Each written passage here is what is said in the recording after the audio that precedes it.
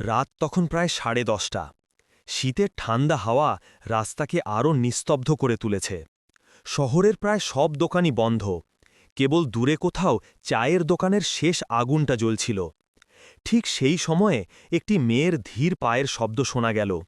মেয়েটির পরনে ছিল সাধারণ সুতির শাড়ি, পায়ে স্যান্ডেল, মাথায় সামান্য ওড়না।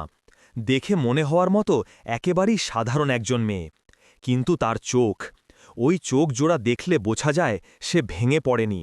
কিছু একটা ভয়ঙ্কর সত্য তাকে ভেতর থেকে শক্ত করে রেখেছে। মেয়েটি এগিয়ে এলো শহরের থানার সামনে। রাতের ডিউটিতে থাকা সিপাহী তখন গেটের সামনে বসে চা খাচ্ছিল। মেয়েটি গেটের সামনে দাঁড়াতেই সিপাহী একটু বিরক্তি নিয়ে তাকাল। কথা কি, এত রাতে থানায় কেন? তার কণ্ঠে ছিল অভ্যস্ত রূঢ়তা। মেয়েটি শান্ত স্বরে বলল, আমাকে ওসি সাহেবের সঙ্গে কথা বলতে হবে। সিপাহী হাসল। ওসি সাহেব কি এত ফাঁকা আছে? তুমি কাল সকালে এসো। মেয়েটি এবার মাথা উঁচু করে তাকাল। চোখের অভিব্যক্তি বদলে গেল। আজ রাতেই কথা বলা জরুরি। সিপাহী এবার রেগে উঠল। শোনো, রাতের বেলা এমন করে থানায় এসে কোনো হিরোগিরি দেখাতে হবে না। ঠিক সেই মুহূর্তে থানার ভিতর থেকে আরেকজন অফিসার বেরিয়ে এলো, ইন্সপেক্টর অরিন্দম। তার চোখ মেয়েটির দিকে পড়তেই সে থমকে গেল। দেখতে দেখতে তার মুখের রং বদলে গেল। সে চুপ করে কয়েক সেকেন্ড মেয়েটির দিকে তাকিয়ে রইল। তারপর সে সোজা নিজের অবস্থান ঠিক করল এবং সিপাহীর চোখের সামনে সে স্যালুট করল। ওয়েলকাম ব্যাক এজেন্ট আশা। মেয়েটার নাম আশা। সিপাহীর মুখ হাঁ হয়ে গেল। সে তো ভেবেছিল সাধারণ কোনো পীড়িত মেয়ের ঝামেলা, কিন্তু না, সে কে? এজেন্ট? তার মানে সরকারি গোপন বিভাগ। মেয়েটি অরিন্দমের দিকে তাকিয়ে শুধু বলল, ভেতরে বসে কথা বলি, সময় খুব কম। থানার ভেতরের বাতাস মুহূর্তেই পরিবর্তন হয়ে গেল। যারা তখন টেবিল চেয়ার সরাচ্ছিল, রিপোর্ট লিখছিল, চা খাচ্ছিল, তারা সবাই থমকে গেল। একজন মেয়ে, যে দেখতে অত্যন্ত সাধারণ, যখন থানায় ঢুকল, সবাই যেন বুঝতে পারল কিছু একটা বড় ঘটনা ঘটতে যাচ্ছে। আশা খুব ছোটবেলাতেই বাবা মা দুজনকেই হারিয়েছিল। সাধারণ কেউ হলে হয়তো রাস্তায় পড়ে যেত, কিন্তু সে পড়েনি, কারণ তার বাবা ছিলেন সেনাবাহিনীর একজন গোপন ইউনিট অফিসার, যিনি দেশের সীমানা পেরিয়ে গোপনে তথ্য সংগ্রহ করতেন। তাদের পরিবার সাধারণ মানুষের অজানা এক পৃথিবীর অংশ ছিল। বাবা মারা যাওয়ার পর আশাকে নিয়ে গোপন সংস্থা একদিন দরজায় এসে দাঁড়ায়। সেদিনের কথা সে আজও ভুলতে পারে না। সন্ধ্যার আলোয় এক হাতসামান্য ক্যাপ পরা মানুষ দাঁড়িয়েছিল দরজায়। তিনি শুধু বলেছিলেন, তোমার বাবার অসমাপ্ত কাজ তোমাকে শেষ করতে হবে। এভাবেই শুরু হয়েছিল তার নতুন জীবন। আশা হয়ে উঠেছিল ইন্টেলিজেন্স ফিল্ড এজেন্ট। গোপনে প্রশিক্ষণ, গোপনে মিশন, গোপনে জীবন। কিন্তু কয়েক মাস আগে একটা মিশনে ভয়ঙ্কর কিছু ঘটেছিল, যা দেশের খবরের কাগজ পর্যন্ত পৌঁছায়নি, কিন্তু দেশের সীমানা কাঁপিয়ে দিয়েছিল। আশা সেই মিশনে গুরুতর আহত হয়ে অদৃশ্য হয়ে গিয়েছিল। সবাই ভেবেছিল সে মারা গেছে, কিন্তু আজ সে জীবিত এবং থানার দরজায় দাঁড়িয়ে আছে। অরিন্দম তাকে নিয়ে সরাসরি ওসি রুমে গেল। ওসি বিক্রম সিং তখন ফাইল পড়ছিলেন। আশাকে দেখতেই তিনি উঠে দাঁড়ালেন। সেও স্যালুট করলেন। Country owes you agent. কিন্তু আশার মুখ ছিল ভয়ঙ্কর নির্লিপ্ত। সময় খুব কম। আমি এখানে এসেছি কারণ এই থানার এলাকায় একটা বড় বিস্ফোরণ পরিকল্পনা চলছে। সবাই একসাথে হতবাক।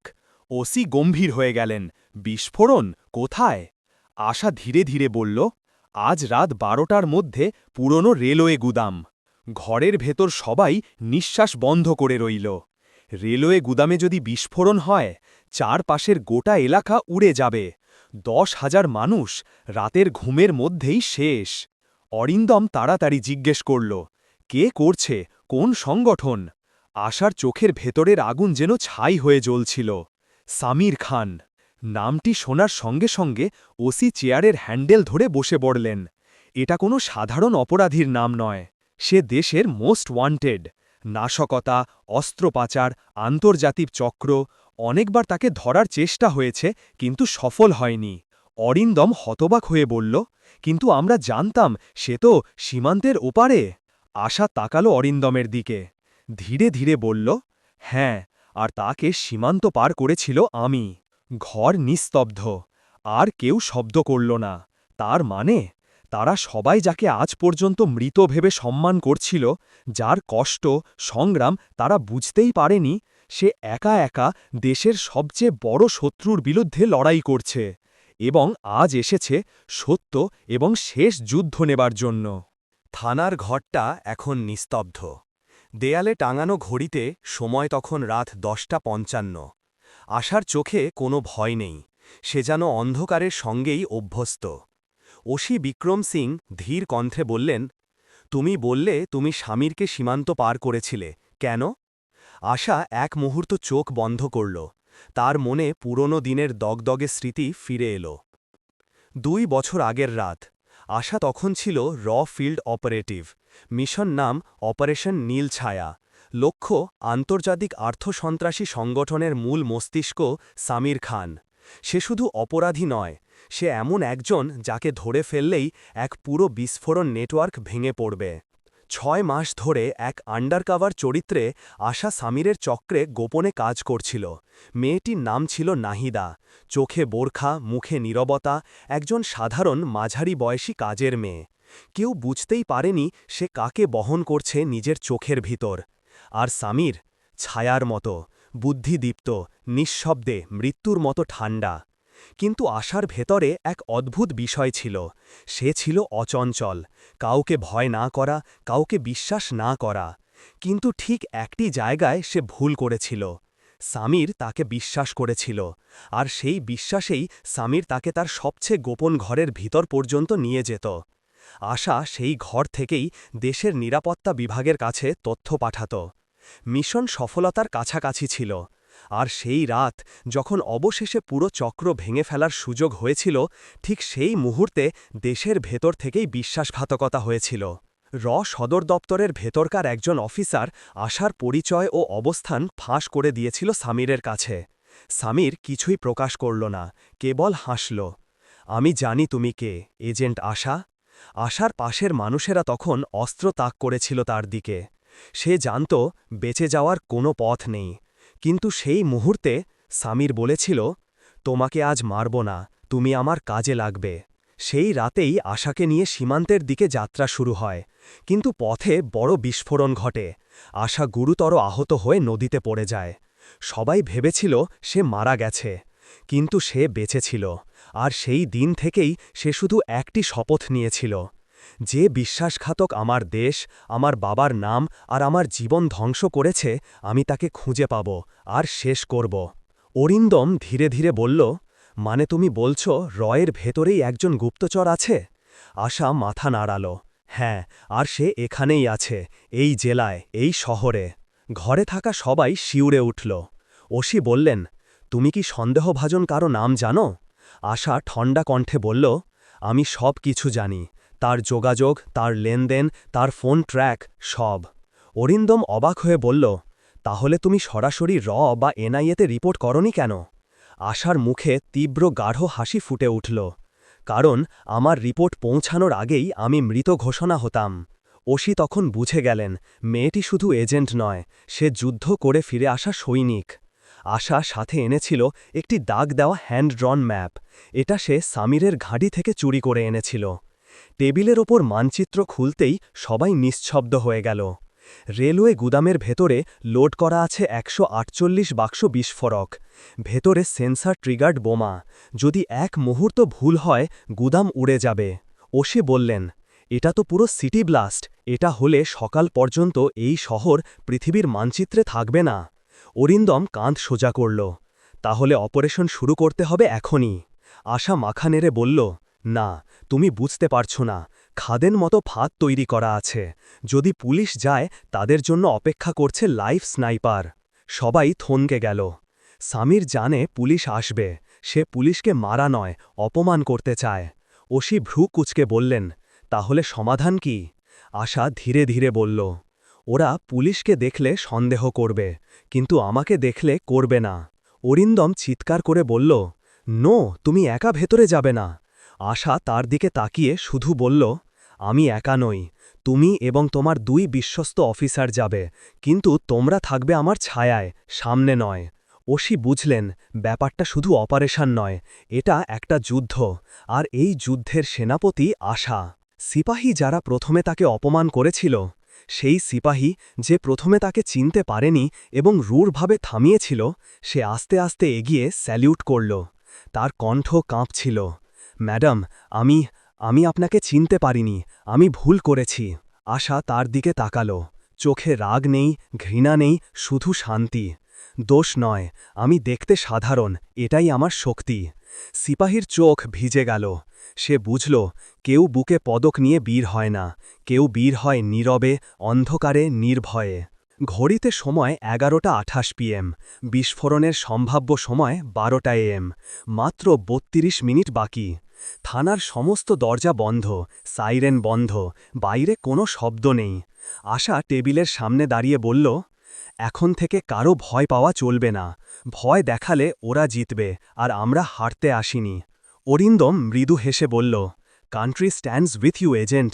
আশা ধীরে বলল, না, আজ আমি দাঁড়িয়ে আছি দেশের সামনে।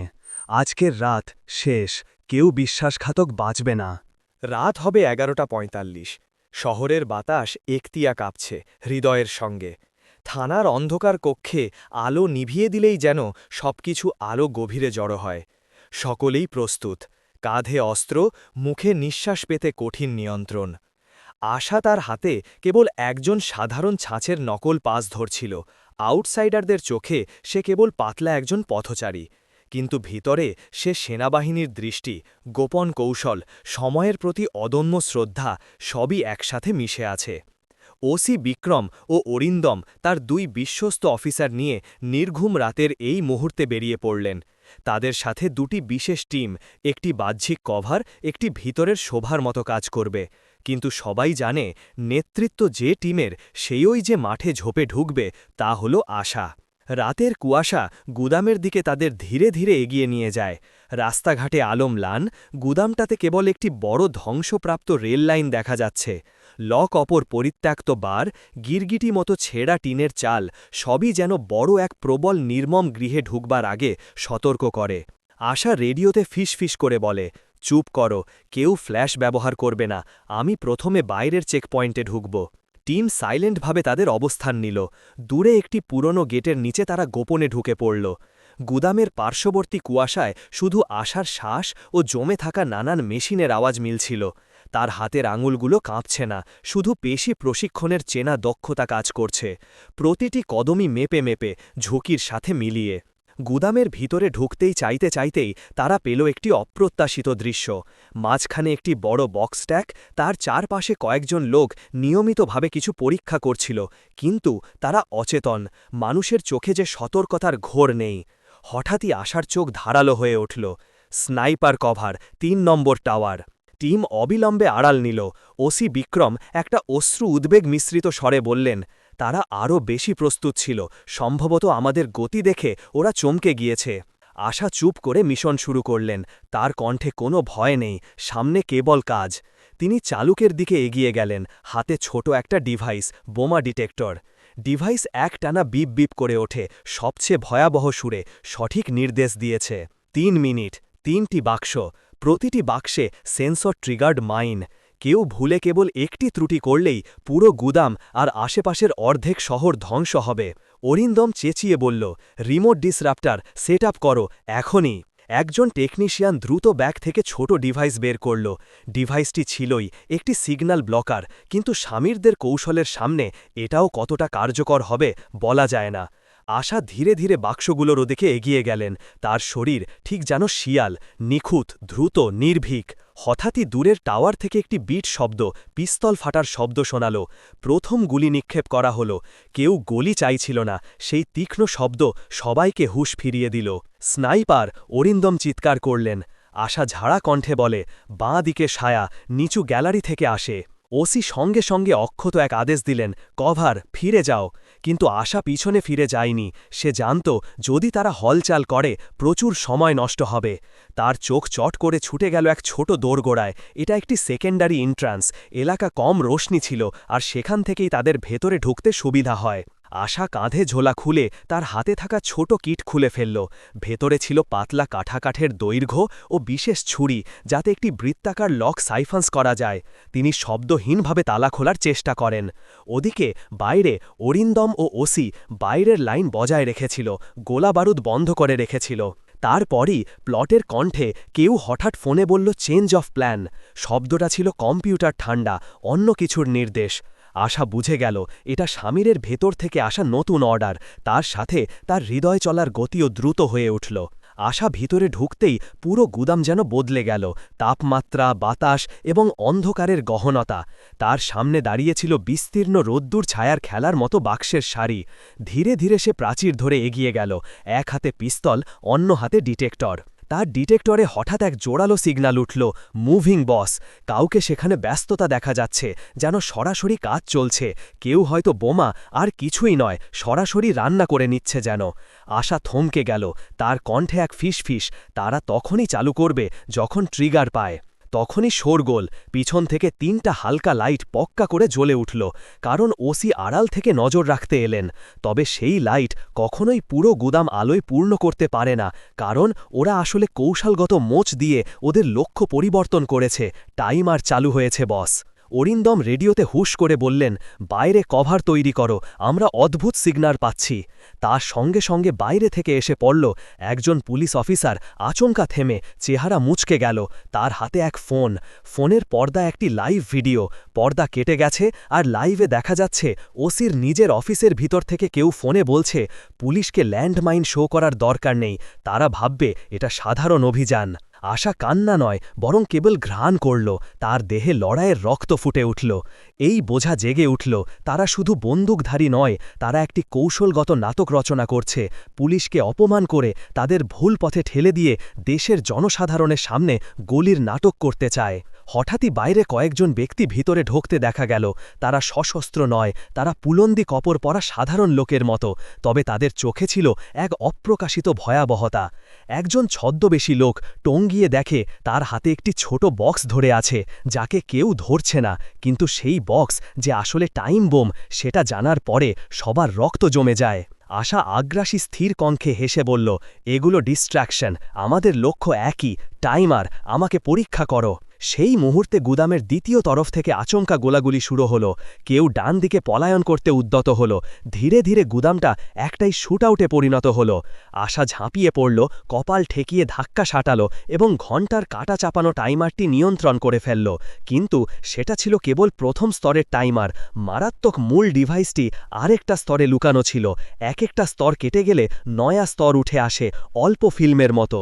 তখন অরিন্দম চিৎকার করে বললেন, বাইরে থেকে সাপোর্ট অ্যারাইভ। একটা বুলেট হেলিকপ্টারের হাত আছে, কিন্তু সাপোর্ট আসছে, এটা কেবল আশা ও টিমের ইচ্ছে। আশা জানে এবং তার মনে একটাই কথা বর্জন করে, সময় নেই। গুদামের ভিতর আর বাইরের মধ্যে যুদ্ধে শোনা গেল একরকম কোলাহল। কেউ কেউ প্রতিহিংসার চিৎকার তুলছে, কেউ কেবল জমে থেকে লক্ষ্য করছে। আশা মানচিত্র মনে করে প্রতিটি বাক্স ক্রমান্বয়ে খোলার চেষ্টা করে। তার হাতে কাটা দরকারি যন্ত্র উল্টে পাল্টে কাজ করছে। মুহূর্তে তার হাত কেঁপে গেল। ডিভাইসটি হঠাৎই শ্যাক করে নীরব হয়ে গেল। Timer stop. সবাই নিঃশ্বাস ফেলল, কিন্তু এই রাহি ছিল কেবল প্রথম জয়। গুদামের দরজার বাইরে হঠাৎ করেই বড় এক রুমার ছড়িয়ে পড়ল। কাউকে কেউ কিছু বলছে, ওরা আশাকে খুঁজছে। এবং ঠিক তখনই অন্ধকার থেকে একটি গভীর কণ্ঠ উঠল, একটি কৌতূহলপূর্ণ ঠোঁটে, আগেন্ট আশা, তোমার বুকে কাঁটা আছে, তোমার মনে থাকা উচিত, আমি তোমাকে কখনোই ছাড়ব না। সেই কণ্ঠটি ছিল পরিচিত। তার কাঁধে এক ঝিমুনি নামল, স্বামীরের কণ্ঠ। গুদামে হানা দেয়া ধুমধাম থামে। প্রতিটি মানুষের চোখে একটাই প্রশ্ন, কোথায় সে? থানার ভেতর দাঁড়িয়ে থাকা মেয়েটিকে সবাই নীরব চোখে দেখছিল। আলোটা একটু হলুদ, সন্ধ্যের আভা। বাইরে কাকেরা ডাকছে, লোকজন ধীরে ধীরে জড়ো হচ্ছে। রিয়া আর মধুমিতা দুজনেই কাঁপছে, কিন্তু ভয় নয়, দৃঢ়তা। এসিপি অয়ন মুখার্জি এগিয়ে এলো। তার চোখে কোনো কঠোরতা নেই, শুধু গভীর শ্রদ্ধা। তিনি আস্তে বললেন, সার্চ ওয়ারেন্ট লোড করো, আমাদের অপারেশন শুরু। সারা থানায় যেন বাজ পড়ে গেল। এত দ্রুত সিদ্ধান্ত, এত স্পষ্ট আদেশ। এক সময় যার ফাইল মাসের পর মাস ধুলো জমে পড়েছিল, আজ সেই ফাইল রাজ্যের সিআইডি টপ প্রায়োরিটি হিসাবে গৃহীত। কারণ প্রমাণ মিথ্যে নয়, কারণ সত্য এভাবে চুপ করে থাকে না। গ্রামের দিকে অভিযান। জিপ গাড়িগুলো একের পর এক ইঞ্জিন স্টার্ট করল, সাইরেন বাজল না, কারণ অভিযান গোপন। রিয়া আর মধুমিতা একই গাড়িতে বসল। মধুমিতার হাত শক্ত করে ধরা রিয়ার হাত। দুই নারী, দুই ভিন্ন পথ, কিন্তু লক্ষ্য এক। দূরে নদীর ধারে সেই পুরনো কাঁচা রাস্তার মাথায় মাফিয়া দলের গুদামঘর, যেখানে মানুষ হারিয়ে যেত, যেখানে মেয়েদের জীবন, সম্মান সব বিক্রি হতো। আজ সেই দরজা ভাঙার সময়। Open the gate, ACP Ayan চিৎকার করলেন। রাইফেলধারী কমান্ডোরা দরজা ঘিরে ফেলল। ভেতর থেকে গালিগালাজ। এই কে বাইরে, জানিস কার জায়গা এটা? উত্তর এলো, ভারতের আইনের জায়গা। দরজা ভেঙে পড়ল।